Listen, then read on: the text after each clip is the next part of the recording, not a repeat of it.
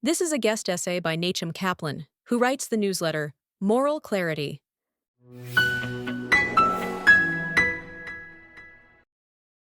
The West is sleepwalking toward the loss of its Jewish citizens in what may be the most absurd chapter in the Jews' long history of tragedy. Unlike previous moral cataclysms, this undoing comes not from a single tyrant or ideology, but from the corrosion of a civilization that has forgotten how to protect the people who built so much of it. Even as a fragile and tentative ceasefire holds in Gaza, Jews in the West are discovering that the nations they defended, enriched, and profoundly shaped have become increasingly inhospitable and, in some places, borderline unlivable.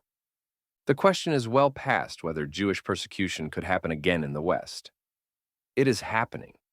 The mechanisms are unmistakable, the patterns familiar, and the implications dire and permanent. If you want to understand what will make Jews leave, look at the police. Western governments vowed never again after the Holocaust, and for a good while they meant it. Even a hint of anti-Semitism would bring the fuzz to your door. Today, police stand and watch mobs chant for Israel's destruction, call for the genocide of its people, harass visibly Jewish citizens, and drive anti-Semitic intimidation deep into urban life. In London, Melbourne, Paris, Amsterdam, Toronto, and elsewhere, Jews report the same dismal experience. They call the police about an anti-Semitic threat and see no action taken.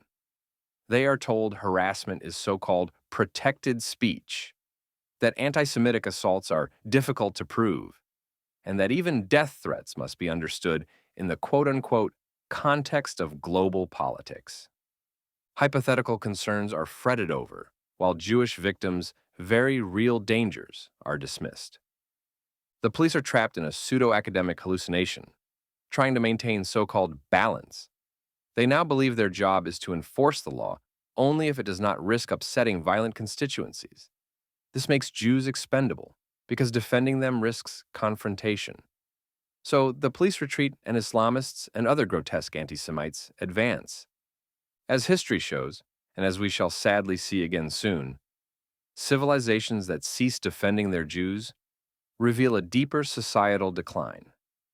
It is a lesson the West refuses to learn, or for some reason is now incapable of learning.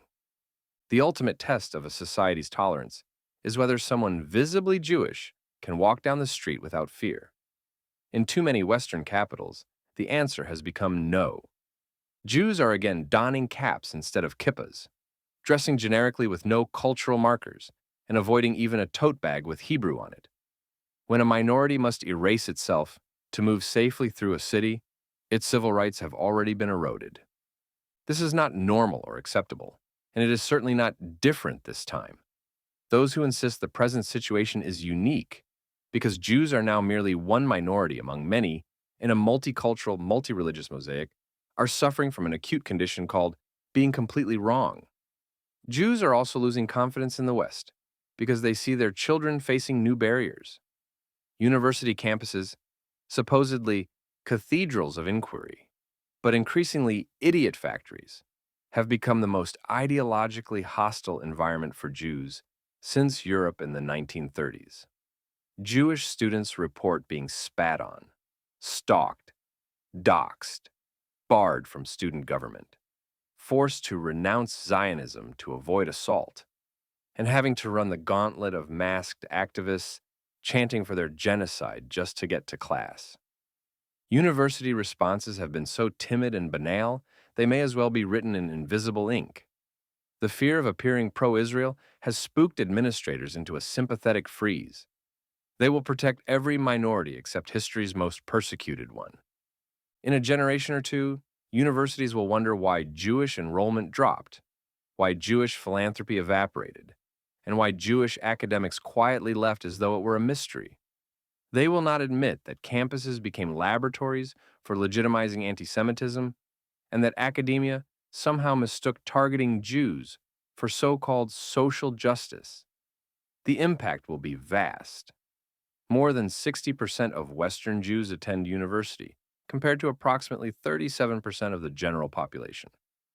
Beyond universities, Jews are losing faith in the West because of a corrosive and rarely discussed creep toward informal segregation in retail and service sectors. Jewish customers report being refused service.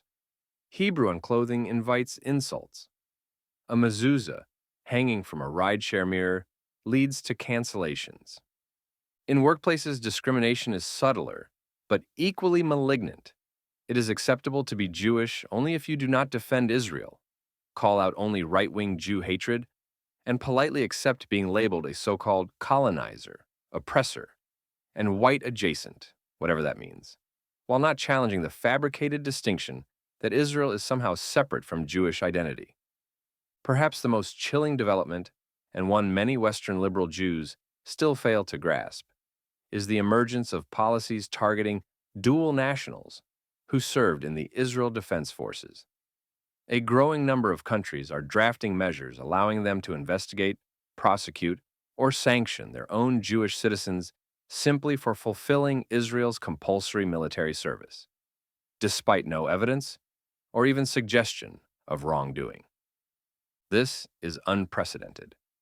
It is the bureaucratic reclassification of Israeli dual nationals as presumptive war criminals. It is a modernized expression of the ancient anti-Semitic assumption that the Jew is inherently guilty.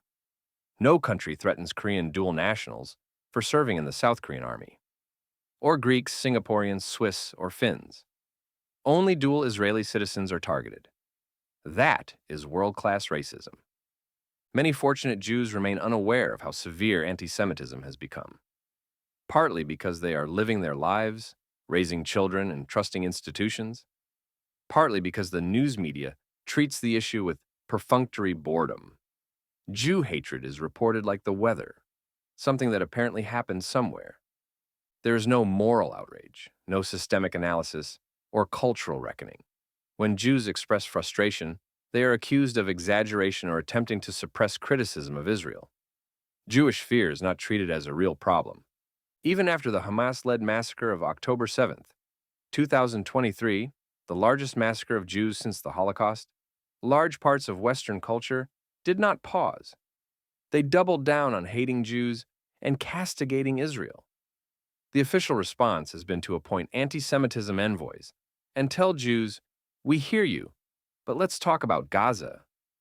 A significant factor that may propel Jews toward the exits is that Western politicians, not creatures of high integrity even in good times, have learned that condemning anti-Semitism is safe and costless so long as it is vague and no action is taken.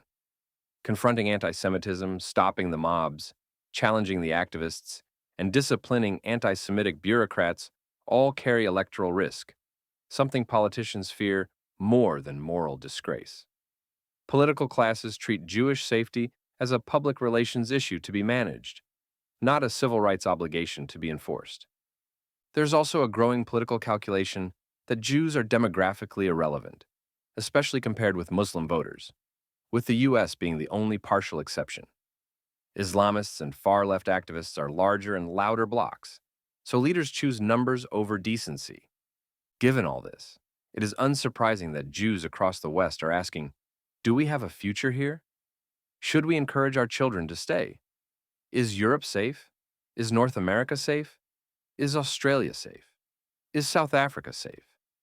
Should we move assets abroad? Should we obtain an Israeli passport as insurance? These are not hypothetical questions. Jewish emigration from France, Belgium, Sweden, and the UK has already accelerated. The US is behind Europe, but rising too.